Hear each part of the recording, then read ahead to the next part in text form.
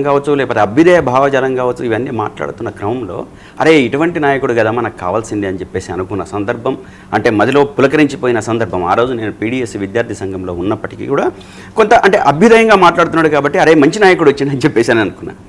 కానీ ఎప్పుడైతే ఈయన రాజకీయాల్లో వచ్చిన తర్వాత ఫుల్ఫిల్గా వచ్చిన తర్వాత ఫుల్ఫ్లెడ్జ్గా వచ్చిన తర్వాత ఈయన ఒక్కొక్క స్టెప్పు గమనిస్తున్నప్పుడు ఈయన ఎక్కడ కూడా ప్రజా ప్రయోజనాన్ని పక్కన పెట్టేసి అదేవిధంగా ప్రజా ప్రయోజనాలని తాకట్టు పెట్టి ఆయన ఆడుతున్న నాటకాలే కనబడుతున్నాయి తప్ప ప్రజల గురించి ఎక్కడ మాట్లాడే.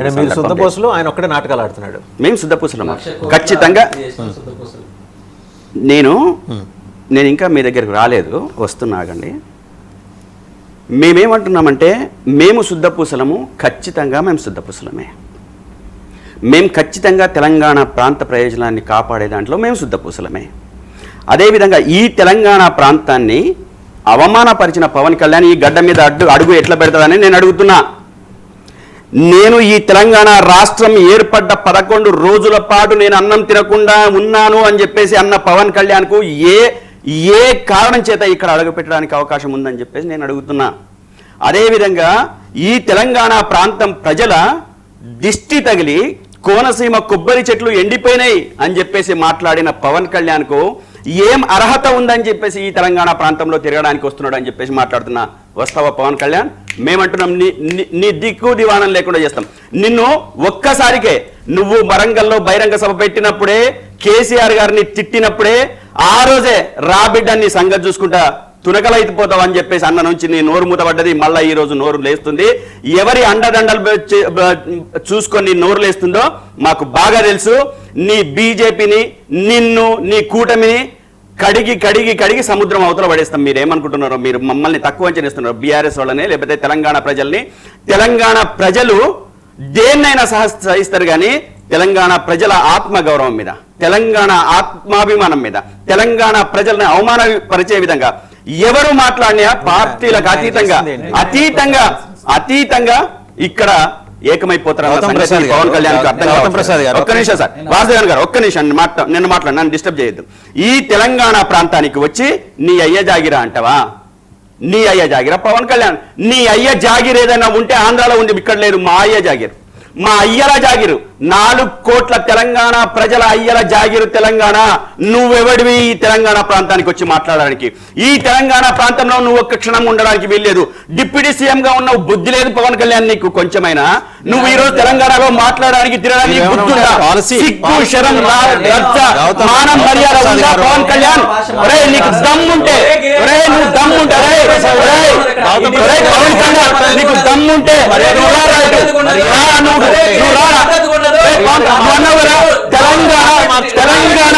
తెలంగాణ ప్రాంతానికి వచ్చి నువ్వు అయ్య జాగిర్ గురించి మాట్లాడతావా? తెలంగాణ ప్రజల గురించి అయ్య జాగిర్ అని మాట్లాడతావు పవన్ కళ్యాణ్? నీకు దమ్ము నువ్వు మా తెలంగాణ ప్రజలను అవమానపరుస్తావా? మా ప్రజల్ని అవమానపరుస్తావా? నీ కోనసీమ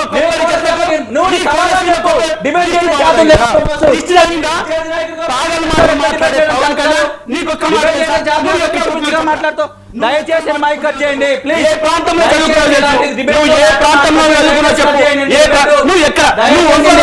దయచేసి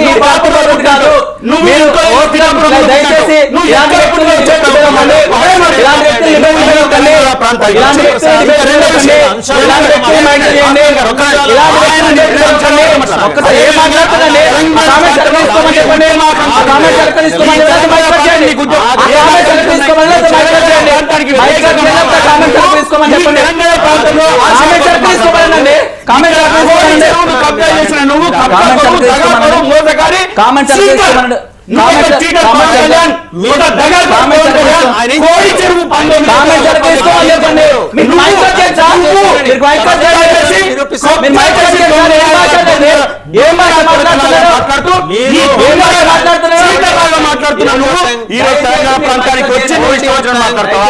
నా తెలంగాణ ప్రాంతంలో ఉన్న ప్రజా అభిమానాన్ని, ఆత్మాభిమానాన్ని, ఆత్మగౌరవాన్ని దెబ్బతీస్తావా పవన్ కళ్యాణ్? నువ్వు నీకు తమ్ముంటే అర్థం చెప్పినావు కదా, నీకు ఈ తెలంగాణ ప్రాంతంలో నిన్ను తిరగని నిన్ను ఉన్నది బాబు పవన్ కళ్యాణ్.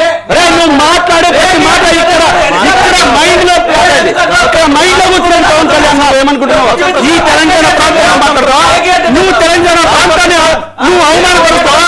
అరే ఒక ప్రొఫెసర్ నాగేశ్వరరావు, ఈ ప్రొఫెసర్ నాగేశ్వరరావు ఒక మేధావి, ఒక ఇంటలెక్చువల్, నిన్ను విమర్శిస్తాడు, మమ్మల్ని విమర్శిస్తాడు, అదే ఇంకా రాజకీయాన్ని విమర్శిస్తాడు. అటువంటి మనిషిని పట్టుకొని నీకు ఏ సోర్స్ ఉంది?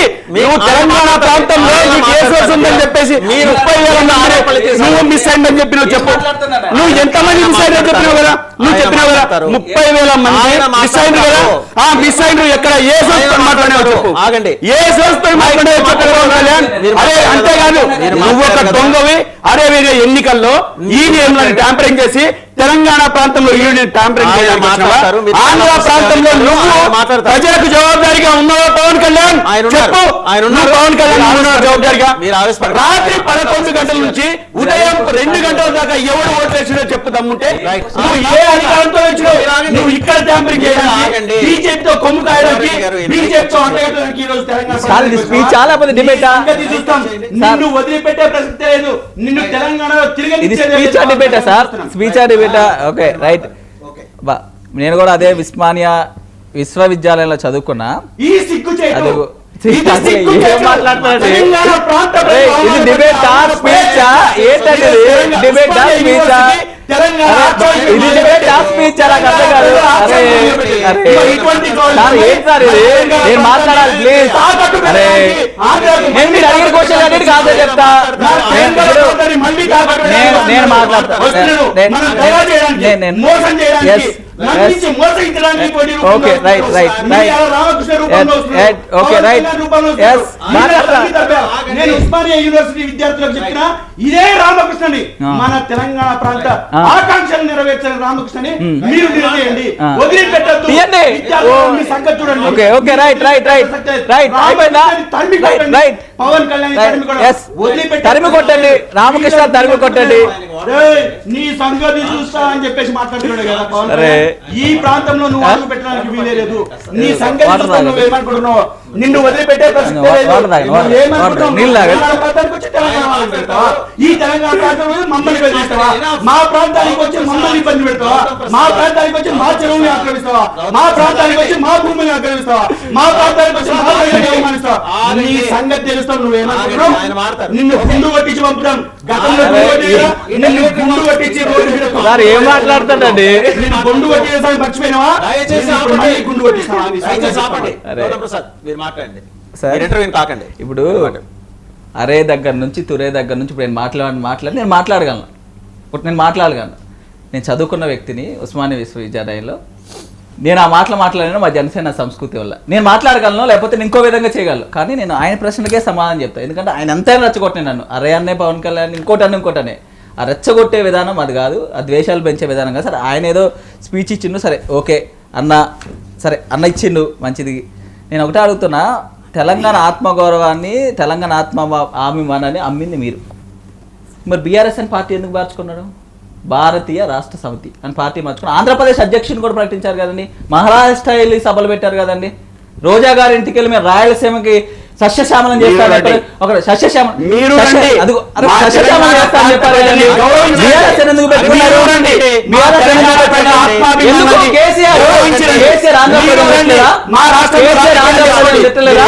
పవన్ కళ్యాణ్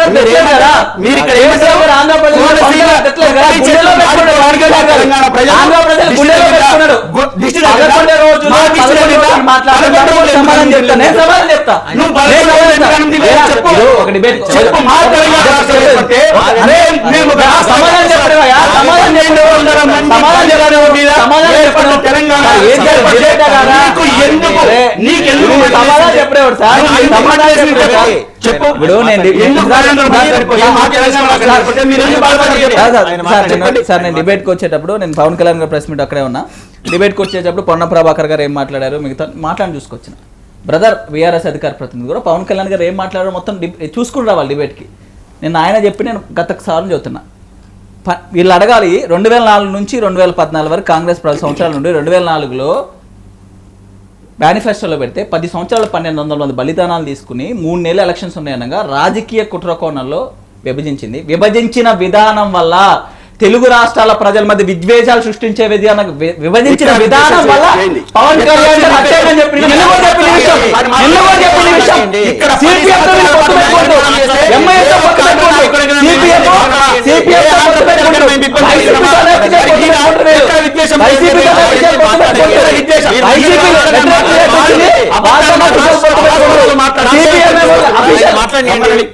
సిపిఎం ఏమో తెలంగాణకు వ్యతిరేకంగా అఫీషియల్ గా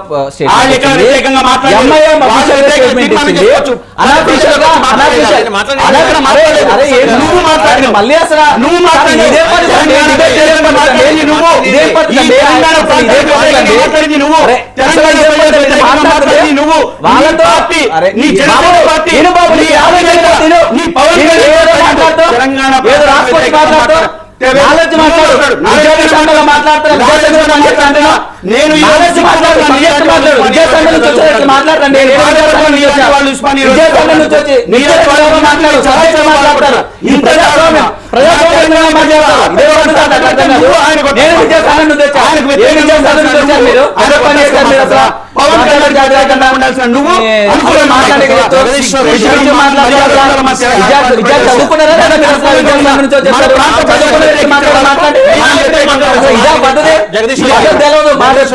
జగదీశ్వర్ రెడ్డి గారు ఏం మాట్లాడారు చూద్దాం.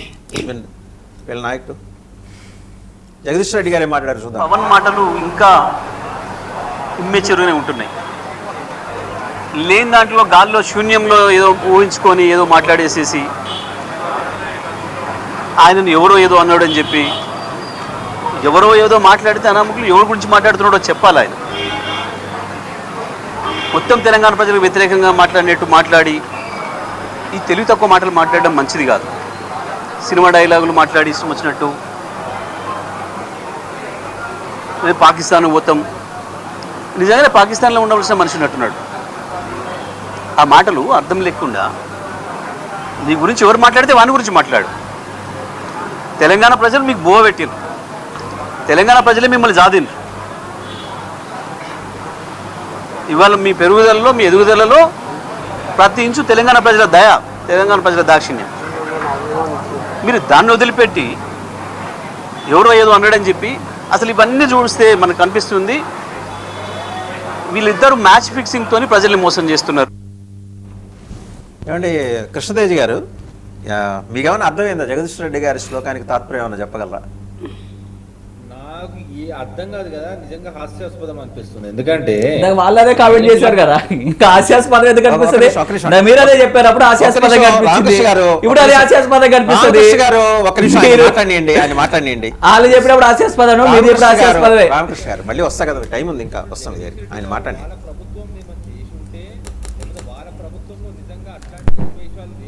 పోయి ఉంటే అనొచ్చు, వెనుక ఉన్న సూత్రధారులు ఎవరు అందరు తెలుసు.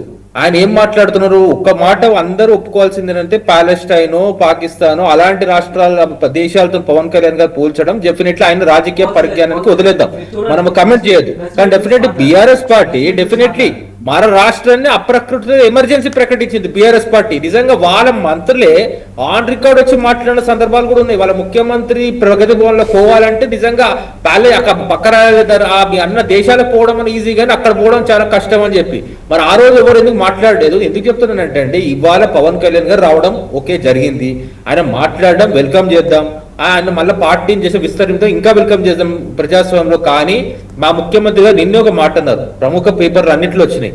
మహారాష్ట్ర ముఖ్యమంత్రి ఫడ్నవీస్ గారు నీటిపారు ప్రాజెక్టులపై చర్చించడానికి, తుమ్మిడిపై చర్చించడానికి అపాయింట్మెంట్ ఇవ్వటం లేదని.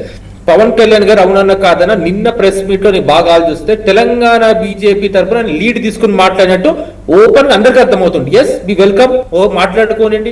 కానీ ఈ యొక్క డెఫినెట్లీ నీటి వాటర్ పైన పవన్ కళ్యాణ్ గారు, కిషన్ రెడ్డి గారు పాత తీసుకుని కోఆర్డినేషన్ చేయమనండి పక్క రాష్ట్ర ముఖ్యమంత్రితోని. అప్పుడు జల వివాదాల దగ్గర పవన్ కళ్యాణ్ గారు చిత్తశుద్ధి నిరూపించుకుంటే డెఫినెట్లీ మా లాంటి వాళ్ళకి తెలంగాణకు మేలు జరుగుతుంది, మీరు అన్న ఉద్యమకారులకు మేలు జరుగుతుంది, రైతులకు మేలు జరుగుతుంది, మొత్తం రాష్ట్రానికి మేలు జరుగుతుంది. అప్పుడు పవన్ కళ్యాణ్ గారు ఆయన గురించి చెప్పుకునే అవసరం లేదు, అందరం ఆయన గురించి పాజిటివ్ గానే మాట్లాడతాం, చేద్దాం. ఇంకోటి బీఆర్ఎస్ అండి, బీఆర్ఎస్ గురించి ఎంత తక్కువ మాట్లాడుతుందో మంచిది. ఎందుకంటే ఇవాళ మనం వచ్చిన వ్యక్తులు, మాట్లాడుతున్న వ్యక్తులు డెఫినెట్లీ స్వాగతిస్తాం. ఆ వ్యక్తుల నుంచి ఏం చేయగలుగుతాం? ఇవాళ ఆయన కేంద్రంతో మంచి సఖ్యత ఉంది, ఆయన కేంద్ర ప్రభుత్వం లీడ్ తీసుకోగలుగుతాడు. కాబట్టి జల వివాద పరిష్కారం పవన్ కళ్యాణ్ గారు లీడ్ తీసుకోవాలా. ఇది కూడా మీ 99 టీవీ సాక్షిగా మేము డెఫినెట్లీ పవన్ కళ్యాణ్ గారు కోరుతున్నాం. ఎందుకంటే మా ముఖ్యమంత్రి గారు ఎప్పుడు మాకు హితబోధ చేసింది ఒకటే, పక్క రాష్ట్రంతో వైరుధ్యం వద్దు, సామరస్య పూర్వకంగా జరిగే పనులు జరగాల.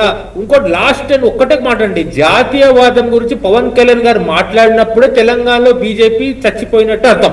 ఎందుకంటే ఇక్కడ నాయకులు జాతీయవాదం గురించి తెలంగాణ బీజేపీ నేషనలిస్ట్ పార్టీ మాట్లాడాలి తప్ప పవన్ కళ్యాణ్ గారు భుజస్కంధాల మీద వేసుకునే పరిస్థితి వచ్చిందంటే తెలంగాణలో బీజేపీ పార్టీ ఎటుపోతుందో ఆ పార్టీ వ్యక్తులు, ఆ పార్టీ లీడర్లు, సోకాల్ లీడర్లు ఒకసారి ఆ విశ్లేషణ చేసుకోవాలి. వాసుదేవన్ గారు ఎందుకు చెప్తాను నేను ఓపెన్ గా అంటే, ఇవాళ ఒక్కరు గుర్తుపెట్టుకోరు, రాజకీయంలో ఎప్పుడైనా మొదట మనకున్న ప్రధాన ప్రతిపక్షంగా అంటే మొదట పవర్ లో ఉన్న వాళ్ళని తిడితే థర్డ్ ఫస్ట్ కు వస్తుంది నెంబర్ గేమ్ లో, రెండో వ్యక్తులు ఎప్పుడు కౌంటర్ రారు. ఇప్పుడు బీఆర్ఎస్ పరిస్థితి ఏంటంటే 2 పడవల పైన ప్రయాణం చేస్తున్నారు. అటు అధికార పక్షం ఇంకా వాళ్ళే అనుకుంటున్నారు, ప్రతిపక్షం వాళ్ళే అనుకుంటున్నారు, వాళ్ళకు ఒక స్టాండ్ లేదు డెఫినెట్. కాబట్టి పవన్ కళ్యాణ్ లాంటి వ్యక్తికి తెలంగాణ బీజేపీ ముందు పెట్టినట్టు అందరికీ అర్థమవుతుందండి. కాబట్టి ఈ రోజు కూడా నేను చెప్తున్నా, జల వివాదాలు పరిష్కరించడానికి పవన్ కళ్యాణ్ గారు ముందుకు రావాలా, మీడియేషన్ కోఆర్డినేషన్ ఏర్పాటు చేయాలా, ఒక ఫోరం ఏర్పాటు చేసి ముందుకు వెళ్తే అప్పుడు ఎవరైనా విమర్శలు చేసినా నిలబడవండి ప్రజా క్షేత్రంలో. కృష్ణదేవి గారు నాదో ప్రశ్న. ఇప్పుడు తెలుగులో సామెత ఉంది, అందరికీ సెకులర్ చెప్పే బల్లి తనే వెళ్ళి కుడితిలో పడిందని. మీరు ఇన్ని శుద్ధులు చెప్తున్నారు కదా, మీరెలా వెళ్ళి బీఆర్ స్టాప్ లో పడిపోయారు?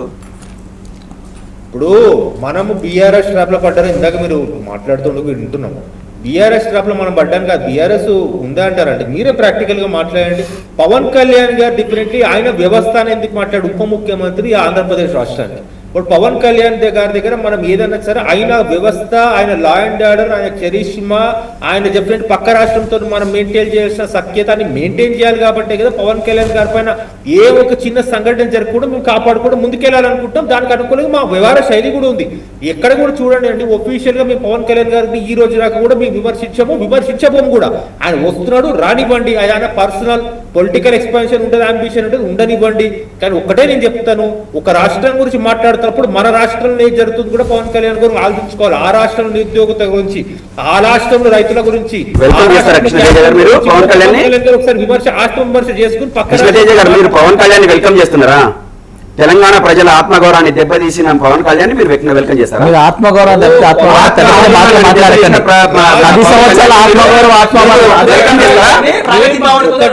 తెలంగాణ రాష్ట్రానికి అంబిషన్స్ ఉండొచ్చు, కానీ ఎక్కడ కూడా డెఫినెట్ భావోద్వేగాల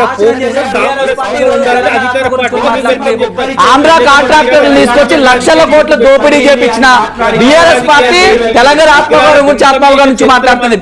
ఆంధ్ర కాంట్రాక్టర్ తీసుకొచ్చి లక్షల కోట్లు అవినీతి చేసి కుటుంబ పరిపాలన చేసి వాళ్ళ కొడుకు మినిస్టర్, మేనల్లుడికి మినిస్టర్, కూతురు ఎంపీ, కుటుంబ పాలన చేసి జూమ్ లో ఉన్నారు. ఆయన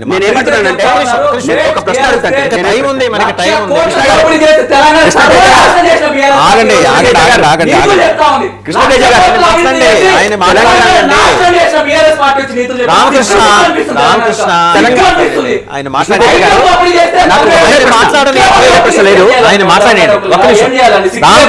రామకృష్ణ ప్లీజ్ ప్లీజ్ ఆగండి. ఆయన మాట్లాడండి, ఆయన మాట్లాడిన తర్వాత మాట్లాడతారు. ఒకటే ప్రశ్న, నాకు ఒకటే ప్రశ్న, ఆగండి. ఒక ప్రశ్న సమాధానం చెప్పండి. కోనసీమ కొబ్బరి చెట్లు ఎండిపోవడానికి, కోనసీమ కొబ్బరి చెట్లు ఎండిపోవడానికి తెలంగాణ ప్రజా తగిలింది అని అన్న వాళ్ళకు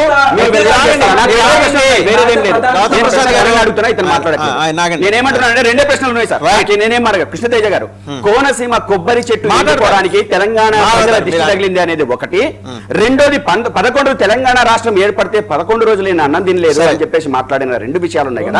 ఈ 2 విషయాలు దాన్ని వెల్కమ్ చేస్తారు. రామకృష్ణ గారు మీరు ఇద్దరు ఇక్కడ ఉన్నారు. లైవ్ లో అవుతుంది జాయిన్ ఆయన మాట్లాడియండి. ముసుగేసుకుని రామకృష్ణ గారు ఆయన్ని మాట్లాడండి. తెలంగాణలోకి వచ్చి కబ్జా చేస్తున్నది మీరు, కోడి చెరువుని కబ్జా చేస్తున్నది మీరు, కోడి చెరువులు 10 ఎకరాలలో 500 కోట్ల రూపాయల వాల్యూ చేస్తున్నది మీరు. మా గురించి మాట్లాడరా? తెలంగాణ సంపద సృష్టించింది మీరు, తెలంగాణ నిలబెట్టింది మీరు. నిన్నగా గమ్మన్న ఈ తెలంగాణ రాష్ట్రంలోకి వచ్చి మీరు మా గురించి మాట్లాడతారా? మీరు మా గురించి మాట్లాడతారా? మీరు మా గురించి మాట్లాడతారా? నిలబడండి, తెలంగాణ అభివృద్ధిలో నిలబడండి, తెలంగాణ అభివృద్ధి గురించి మాట్లాడండి. మీరు ఎక్కడ 1,00,000 కోట్ల రూపాయలు తీ లెక్కది, 1,00,000 కోట్ల రూపాయలు తీ లెక్కది. నేను చెప్తాను నీ లెక్క, నీ దొంగ లెక్కలు నేను చెప్తాను, నువ్వు లెక్కది. తీ లెక్క మాకు బీఆర్ఎస్ గురించి అంటున్నావు కదా, నువ్వు లెక్కది 1,00,000 కోట్ల రూపాయలు లెక్కది. నేను చెప్తాను నీ లెక్క, నువ్వు కబ్జా చేసిన భూముల లెక్క నేను చెప్తా, నా 1,00,000 కోట్ల రూపాయలు నువ్వు చెప్పు. నీ 1,00,000 నువ్వు ఈ రోజు తెలంగాణ రాష్ట్రంలో జరుగుతున్న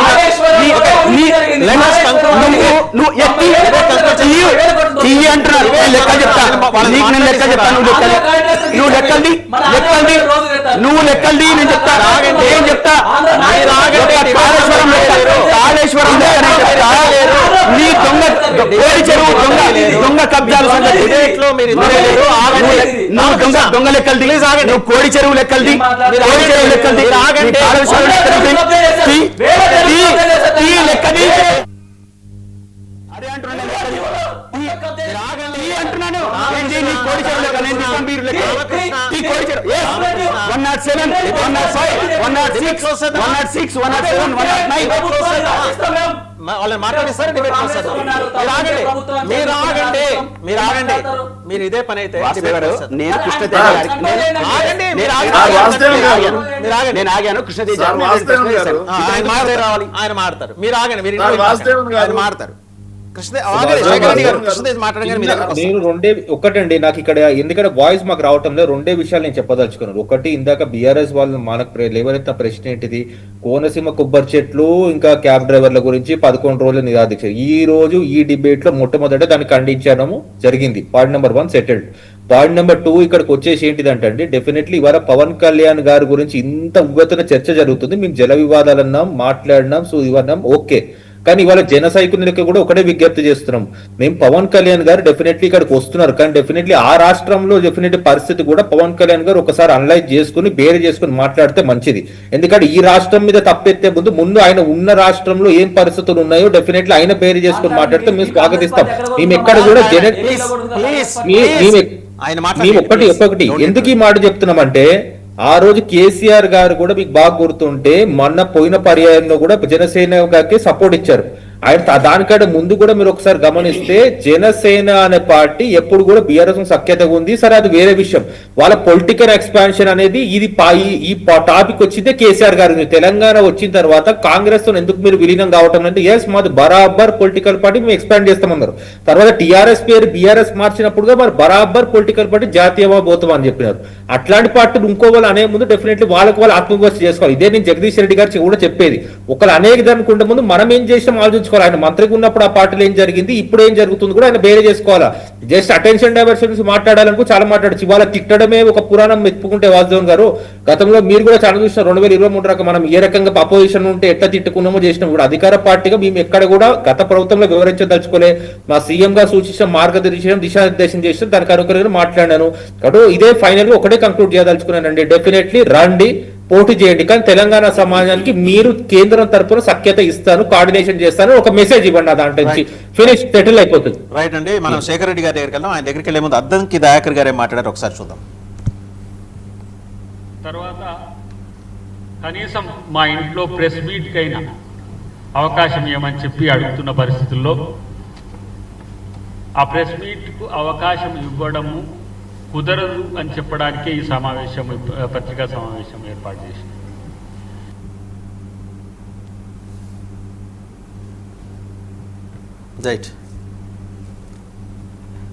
రైట్ శేఖర్ రెడ్డి గారు మీరు మాట్లాడండి. ఏదో అక్కడ డిస్టర్బెన్స్ వచ్చినట్టు. సార్ మిత్రుడు రాఖీ మాట్లాడుతూ, రామకృష్ణ, ప్రియాల రామకృష్ణ, మాకు బాగా మంచి స్నేహితుడు ఆయన, అందుకే మనం రాఖీ అని కూడా పిలుచుకునే వాళ్ళం. హలో మాట్లాడండి. మిరియాల రామకృష్ణ మాట్లాడుతూ వీళ్ళు తెలంగాణ టాపిక్ మీద ఎందుకు మాట్లాడుతున్నారండి అని మాట్లాడండి. ఆయన తెలంగాణ అంశం మీద, తెలంగాణ రాజకీయం మీద మాట్లాడితే మాకు ఎలాంటి నొప్పి లేదు, మాట్లాడదని చెప్పాల పార్టీ స్టాండ్ చెప్పండి, మాకు ఎలాంటి నొప్పి లేదు, మాకు ఎలాంటి అవసరము లేదు. కానీ పార్టీ లేదు కదా ఇక్కడ. కానీ ఒక్క నిమిషం కానీ అవసరం ఉన్నా లేకున్నా పదే పదే వైఎస్ఆర్సీపీ పేరు తీసుకురావటం, పదే పదే దివంగత ముఖ్యమంత్రి, మాజీ ముఖ్యమంత్రి, ఇరు తెలుగు రాష్ట్రాల్లో పార్టీలకు అతీతంగా చిరస్థాయిలో నిలిచిపోయినటువంటి వైఎస్ రాజశేఖర రెడ్డి గారి పేరు తీసుకురావటం. ఆ రోజు సార్ వీళ్ళ మాటలు హిపోక్రసీ ఒకసారి చూడండి సార్. వీళ్ళు సినిమా మెథడ్ లో ఉంటారని నిదర్శనం సార్. పంచలోడు తీస్తే అంటాం అని చెప్పిన పార్టీలోనే ప్రజలు పంచలోడు తీస్తే వచ్చి ఆ పార్టీలో చేరారు సార్. వీళ్ళ హిపోక్రసీ ఏంటి? ఇంకొక విషయం అండి, ఏపీ నేను తెలంగాణ సూపర్ 6 నిరుద్యోగులు తెలంగాణ సూపర్ 6 నిరుద్యోగులు, రైతులు, మహిళల గురించి మాట్లాడుతున్నారు సరేనా? మరి ఆంధ్రప్రదేశ్ లో ఓట్లేసిన ప్రజల్ని గాలి వదిలేశారా? షణ్ముఖ వ్యూహం ఏమైపోయింది? కాపు కార్పొరేషన్ డబ్బులు ఏమైపోయినాయి? కాపు నేస్తం ఏమైంది? ఆడబిడ్డ నిధులు ఏమైపోయినాయి? నిరుద్యోగ వృత్తి ఏమైపోయింది? రైతులకు మద్దతు ధర ఏమైపోయింది? ఆంధ్రప్రదేశ్ లో ఓట్లేసిన ప్రజలకి తిండి పెట్టలేదు. కానీ తెలంగాణకి వెళ్ళి ఎక్కడ ఉత్తరిస్తాడట. ఆయన వస్తే కానీ సమస్యలు తెలియదట. సార్ సనాతన ధర్మం అంటాడు సార్. సనాతన ధర్మం అంటే ఏంటి సార్? నేను మీ గుడికి 30 కోట్లు ఇచ్చాను, నా ప్రేమ ఏందో చూడండి అని చెప్పడం. ఆయన జోబులో డబ్బులు ఇచ్చాడా? ఎవరు చెప్పారు మీకు అట్లని? ఆ జోబులో డబ్బులు ఇచ్చారా? 30 కోట్లు ఇచ్చారు, నా ప్రేమ తెలియదా అంటారా? కొండగట్టు అంజనీ సార్ వైఎస్ఆర్సీపీ అధికారంలో ఉన్నప్పుడు అమెరికాలో కూడా గుళ్ళు కట్టించింది సార్. అమెరికాలో కూడా మరి మేము అమెరికాకి వెళ్ళి మేము పోటీ చేస్తాం, మీ మీద మా ప్రేమ ఉంది. ఒడిశాకి వెళ్ళి అదే మాట, జమ్మూ కాశ్మీర్కి వెళ్ళి అమెరికా భారతదేశం అంతర్భాగం కాదండి శేఖర్ రెడ్డి గారు. అమెరికా భారతదేశం అంతర్భాగం కాదు. అమెరికా భారతదేశం అంతర్భాగం కాదు. వాడుకున్నటువంటి ఈయన ఒక సనాతని, ఆయన సమర్థిస్తూ వీళ్ళు ఆంధ్రప్రదేశ్ లో ఓట్లేసిన ప్రజలకు దిక్కులేక అల్లో లక్ష్మణ వాడుకున్నటువంటి సుగాలి ప్రీతికి ఈ రోజుకు దిక్కులేదు, రెచ్చగొట్టారు. మహిళల పరిస్థితి ఏందో తెలుసు. రైతులు 3000 మందికి పైగా ఆత్మహత్య చేసుకొని ఈరోజు చచ్చిపోతా ఉంది ఆంధ్రప్రదేశ్. మద్దతు ధర లేక మహిళలకు ఆడబిడ్డ నిధులు అన్నారు, నీకు వచ్చింది ఒక్కరికో 18 ఇచ్చింది లేదు. మళ్ళీ మీరు మాట్లాడుతున్నారా? దేశీయ సగటు 5.2 అయితే ఆంధ్రప్రదేశ్ లో 8.2 నిరుద్యోగ శాతం. జాతీయ సగటు కంటే ఎక్కువ ఈ రోజు ఆంధ్రప్రదేశ్ లో. శేఖర్ రెడ్డి గారు, ఆయన నిన్న వచ్చిన కాంటెక్స్ట్ ఏంటి, మీరు మాట్లాడేది ఏంటి? మళ్ళీ మీరు అది కాదు, పవన్ కళ్యాణ్ గారు వ్యక్తిగతంగా టార్గెట్ చేయడమే వాళ్ళ విధానం, సిద్ధాంతం. ఆయన నిన్న మాట్లాడింది ఏంటి, ఇవాళ మీరు మాట్లాడుతుంది ఏంటి? ఆంధ్రప్రదేశ్ లో నీకు ఓటేసిన ప్రజలకి నువ్వు న్యాయం చేయట్లేదు. ఆంధ్రప్రదేశ్ లో నిన్ను నమ్మి నీకు ఓటేసిన ప్రజలకు నువ్వు న్యాయం చేయట్లేదు. తెలంగాణకి వెళ్ళేది పీక్తా అంటే మరి ఆంధ్రప్రదేశ్ లో ప్రజలు ఎందుకు ఆయన కోటేసింది? మీరు కూడా ఆయనకు టైం టేబుల్ ఇస్తారా? ఆయన ఎక్కడ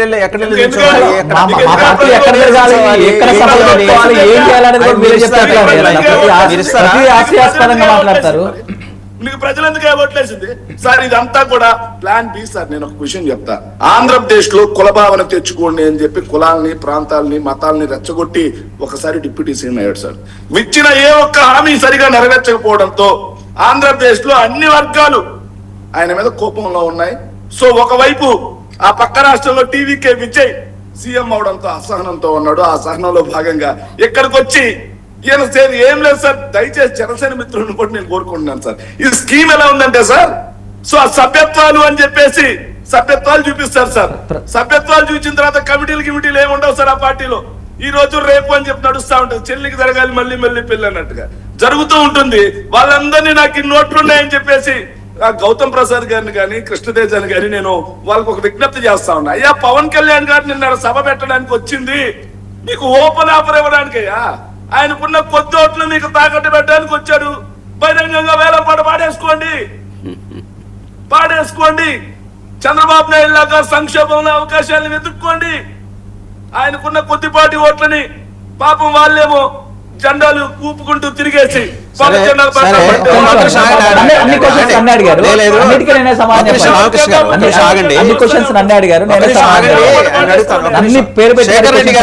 శేఖర్ రెడ్డి గారు ఒకే ఒక ప్రశ్న.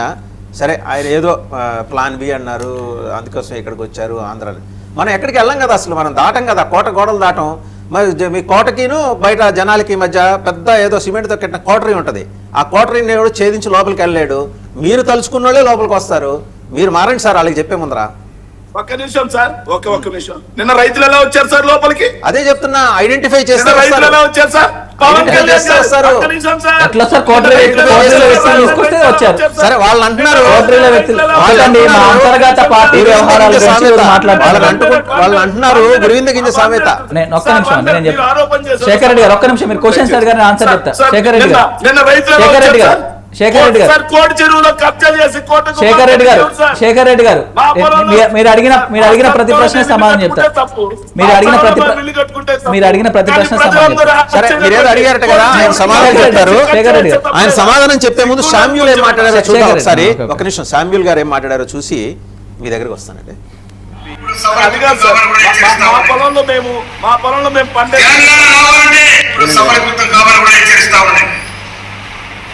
తెలంగాణ రావాలంటే నీ బోర్డర్ కంపెనీ మీద కమలా మీకు దిష్టి కూడా కడతాం. ఇవాళ తెలంగాణ దిష్టి తగిలి కోనసీమ కొబ్బరిపోయిందని చెప్తావు నువ్వు. కోనసీమ కొబ్బరి తోట వెళ్ళిపోయి తెలంగాణ దిష్టి తాగంటున్నావు. కానీ మీకు దిష్టి కూడా కడతాం. ఎక్కడ మా పెళ్లిలో పోతే తెడ్డు మహిమంతా సిద్ధి ఎట్లా కట్టమని కూడా మీకు అడగడతాం నిశ్చయంగా. ఖబర్దార్, తెలంగాణ ప్రజానికం వందలాది మంది అమరైతే తెలంగాణ వచ్చింది. ఈ అమరత్వాన్ని చూసిన సోనియా గాంధీ గారు ఇలా తెలంగాణ ఇచ్చిన తెలంగాణను బాగు చేసుకోవడానికి మా ప్రయత్నాలు మీకు జరుగుతూ ఉన్నాయి. మీకు రాజధాని లేదు, రాజధాని కోసం నాలుగు తంటాలు పడుతుంది. మీరు అక్కడ బాగు చేసుకోండి. అన్నదమ్ములో కలిసిందాం.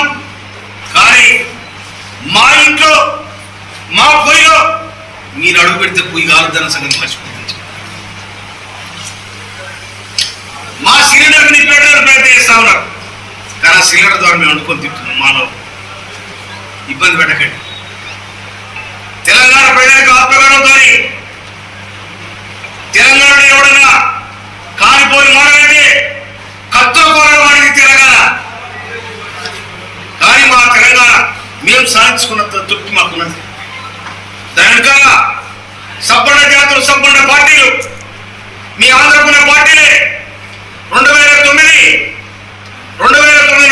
డిసెంబర్ నవంబర్ 9 తారీఖున ప్రకటిస్తే రాజీనామా చేసి వచ్చిన తెలంగాణ ఎక్క తీసే ప్రయత్నం చేసింది. అయినా కూడా 2013 జూన్ 2 తారీఖు నాడు తెలంగాణ రాష్ట్రం ఏర్పడింది. ఏర్పడిన తెలంగాణ రాష్ట్రంలో ఇక మీ పెత్తనం లేదు. మీ సాగుబడి మీరు హైదరాబాద్ బతకవచ్చు. హైదరాబాద్ నీళ్ళు మారి, గాలి మారి, రోడ్లు మారి, తినే తిండి కూడా మారి. హైదరాబాద్ నీళ్లు, గాలి, రోడ్లు వాళ్ళ పెట్ట. మరి మీరు ఎందుకు తిరుగుతున్నారు ఇక్కడ అని అడుగుతున్నాడు ఆయన. నేను ఒక తెలంగాణ కొడుకు ఇంత చాలా ప్రశ్నలు అడిగా. ఆ ప్రశ్నలకి వాళ్ళ సమాధానం చెప్పమన్నాయి. ఏ తెలంగాణ ఆకాంక్షలకు అనుగుణంగా ఈ రోజు తెలంగాణ కాంగ్రెస్ పరిపాలిస్తున్నా మూడింటికి సమాధానం చెప్పండి. గాలి, నీరు, రోడ్లు అన్ని వాళ్ళవి. గాలి, నీరు, రోడ్లు ప్రజలు మావి. గాలి నీరులో అలాగే ఇందాక అదే పవన్ కళ్యాణ్ తెలంగాణ అనేది దేశంలో అంతర్భాగం అండి. ఇక్కడ ఆంధ్ర వాళ్ళు బతకొచ్చు, మార్వాడీలు బతకొచ్చు, అంతర్భాగం. నేను ఏమంటున్నా అంటే వీళ్ళకి తెలంగాణ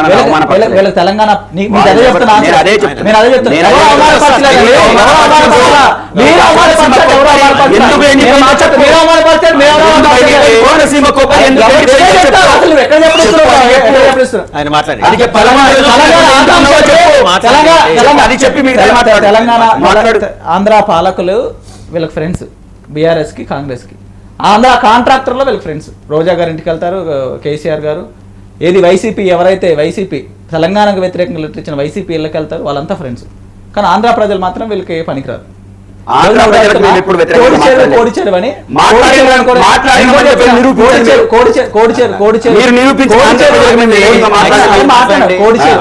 కోడిచేరు అని మాట్లాడతారు. నేను చెప్పిన ఆ రోజు చెప్తున్నాం, ఈ రోజు చెప్తున్నాం. శిఖము పట్టం ఉంది. మేము అన్ని 30-40 సంవత్సరాల రికార్డు ఉన్న భూమిని పవన్ కళ్యాణ్ గారు కొనుక్కున్నారు. దాన్ని కబ్జా ఎట్లంటే మీ నుంచి నేను కొనుక్కున్నాను, కబ్జా అన్నారు కదా.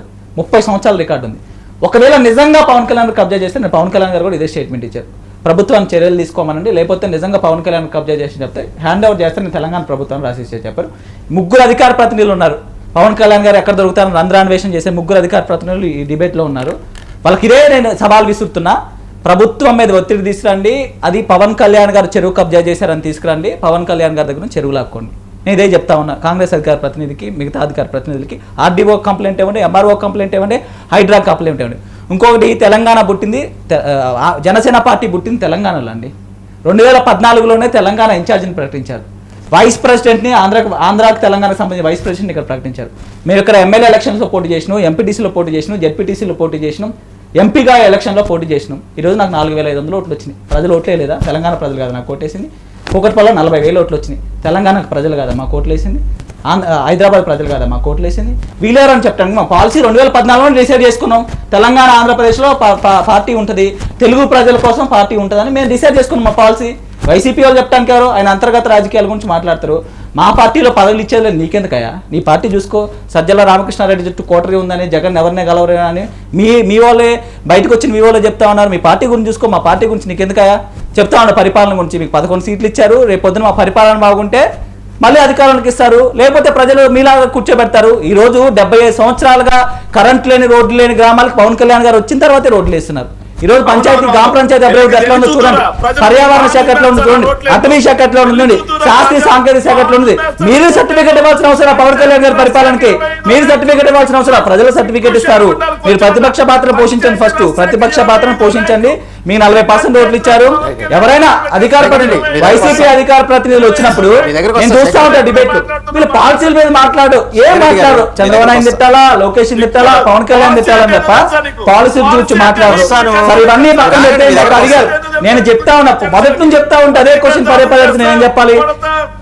2004 నుంచి 2014 వరకు 10 సంవత్సరాలు 1200 మంది బలిదానాలకి కారణమైన కాంగ్రెస్ పార్టీ హడావుడిగా ప్రజల మధ్య విద్వేషాలు సృష్టించే విధంగా చేసిన విధానాన్ని పవన్ కళ్యాణ్ గారు వ్యతిరేకించారు. కాబట్టి ఎప్పుడు తెలంగాణను వ్యతిరేకించాల.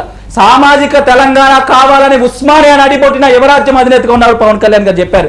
ప్రజారాజ్యం పెట్టినప్పుడు సామాజిక తెలంగాణతోనే తెలంగాణ రావాలని చెప్పింది ప్రజారాజ్యం పార్టీ.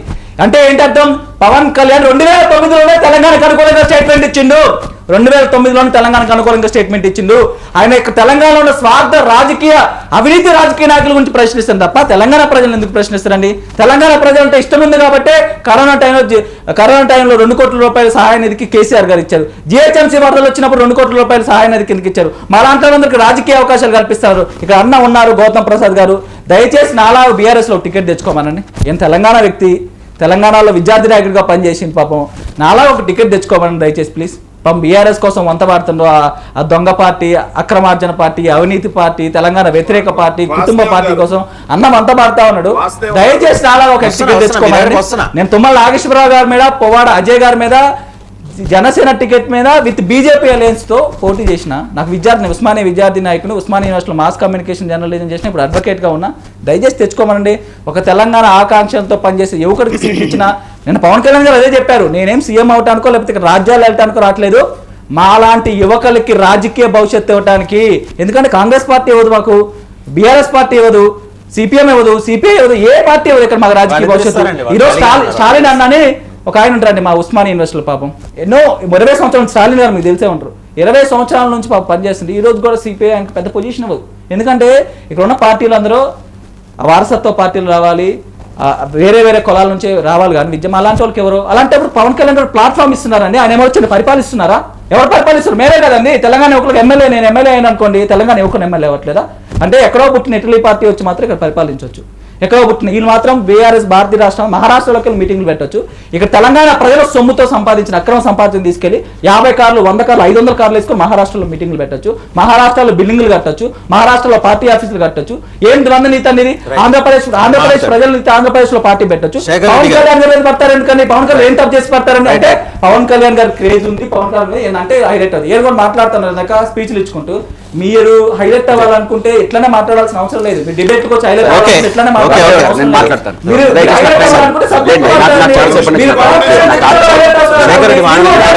చాలా విషయాలు మాట్లాడుతున్నారు.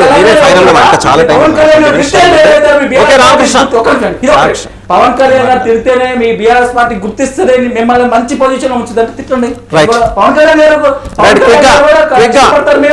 రామకృష్ణ గారు ఆగండి క్విక్ గా ఆయన మాట్లాడతారు, తర్వాత మళ్ళీ గౌతమ్ ప్రసాద్ గారు.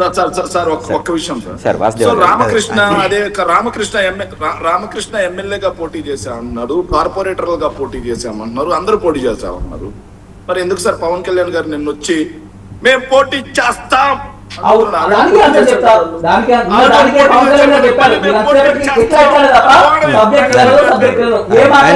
మాట్లాడండి. రామకృష్ణ గారు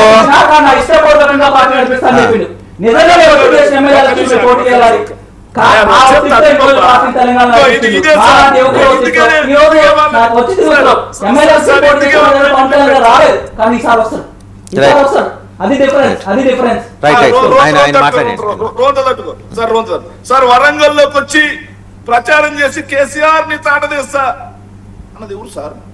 అప్పుడు ఎన్నికలు కాదా, రాజకీయం కాదా? అది 12 ఏళ్ళు నేను తెలంగాణ రాజకీయమే చేయలా. వరంగల్లో కాదండి, ఆయన మాట్లాడండి ప్లీజ్.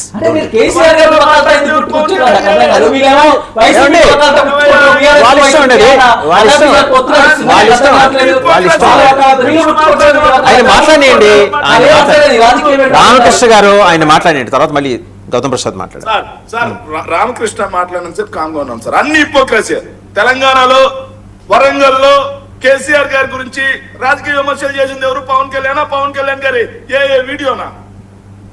అదే పవన్ కళ్యాణ్ గారిని మాట్లాడింది ఎవరు? కేసీఆర్ గారు కాదా? మరి నువ్వు తెలంగాణ గురించి నేను మాట్లాడలేదు అసలు అని ఎట్లా మాట్లాడతావు? అబద్ధాలు కదా. రామకృష్ణ టైం లేదు, మళ్ళీ ఏమో మాట్లాడండి. మీరు ఆగండి, మీరు మాట్లాడారు కదా సార్. జాతీయ గీతం సినిమా హాల్లో పెట్టడానికి నేను వ్యతిరేకం, నాకు చిరాకేస్తుంది అని మాట్లాడింది ఎవరండి? ఈరోజు జాతీయ గీతం గురించి మాట్లాడింది ఎవరండి? చెగోవీరా ఎవరండి? ఒక్క నిమిషమయ్యా.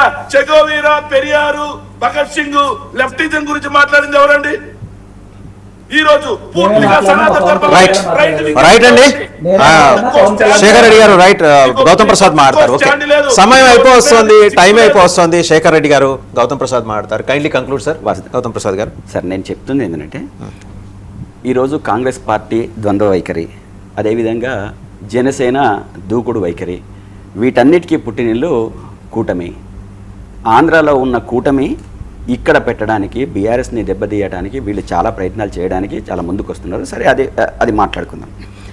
నేనేమంటున్నానంటే వేరే రాష్ట్రాలకు మేము ఎక్స్పాన్షన్ కోసం లేదా బీఆర్ఎస్ పెట్టిన దాంట్లో మేము తెలంగాణ రాష్ట్రంలో ఏ విధంగా అయితే అభివృద్ధి చేసినామో మిగతా భారతదేశంలో ఉన్న మిగతా 28 రాష్ట్రాలకు కూడా అదే అభివృద్ధిని అందిద్దామని చెప్పేసి మేము పెట్టినాం. కానీ అక్కడ ఏ రాష్ట్రం యొక్క ప్రజలకు మేము వ్యతిరేకంగా మాట్లాడలేదు, ఏ రాష్ట్ర ప్రజల ఆత్మగౌరవాన్ని మేము దెబ్బతీయలేదు, ఏ రాష్ట్ర ప్రజలకు మేము అవమానపరచలేదు. కానీ అదేవిధంగా ఇదే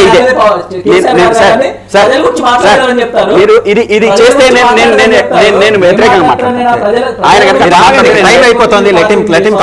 మీరు మాట్లాడారు కదా రామకృష్ణ గారు, ప్లీజ్ రామకృష్ణ గారు ఆయన మాట్లాడండి, టైం అయిపోతుంది. అయితే మేము ఎవరికి వ్యతిరేకంగా మాట్లాడి గత 10 సంవత్సరాలుగా మేము అధికారంలో ఉన్న తర్వాత మా అభివృద్ధి ఏంది, మా ప్రజలు ఏంది, మా ప్రాంతం ఏంటి అని చెప్పేసి అనుకుంటూనే చివరిగా ఈ తెలంగాణ రాష్ట్రంలో ఏదైతే అభివృద్ధి జరిగిందో మొత్తం భారతదేశం మొత్తం కూడా మనం ఎస్టాబ్లిష్ చేయాలి ఈ అభివృద్ధిని అని చెప్పేసి అనుకొని ఆనాడు మా కేసీఆర్ గారు భావించి మొత్తం దేశవ్యాప్తంగా కూడా పార్టీని నెలకొల్పాలనుకున్నాం. అదేవిధంగా ఆంధ్రాలో కూడా పెట్టాలనుకున్నారు.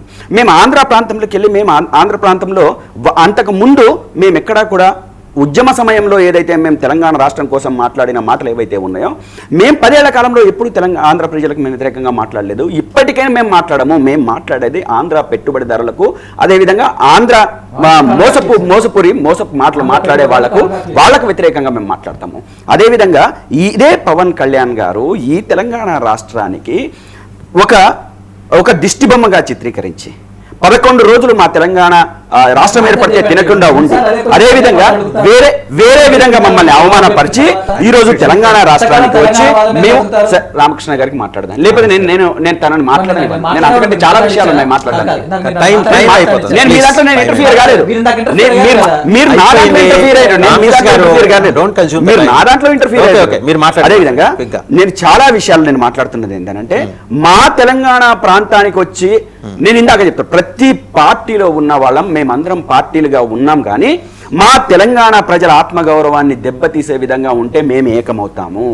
ఇది వాస్తవము. పార్టీలకు అతీతంగా అందరూ ప్రజలందరూ కూడా ఏకమవుతారు. మా ప్రాంతానికి అవమానపరిస్తే, అవహేళన చేస్తే, వెకిలి మాట్లాడితే మేము ఖచ్చితంగా ఏకమవుతాము. Right, thank you Gautam Prasad గారు, మిరియాల రామకృష్ణ గారు, శేఖర్ రెడ్డి గారు, అలాగే కాంగ్రెస్ పార్టీ కృష్ణదేజ్ గారు, అందరికీ ధన్యవాదాలు. సో ఎవరయ్యా జాగీర్ అంటే ఎస్ ఇది మా అయ్యాల జాగీర్ అని పొన్నం ప్రభాకర్ సమాధానం ఇచ్చాడు. అంటే కాంగ్రెస్ పార్టీ చాలా దూకుడు మీద ఉంది.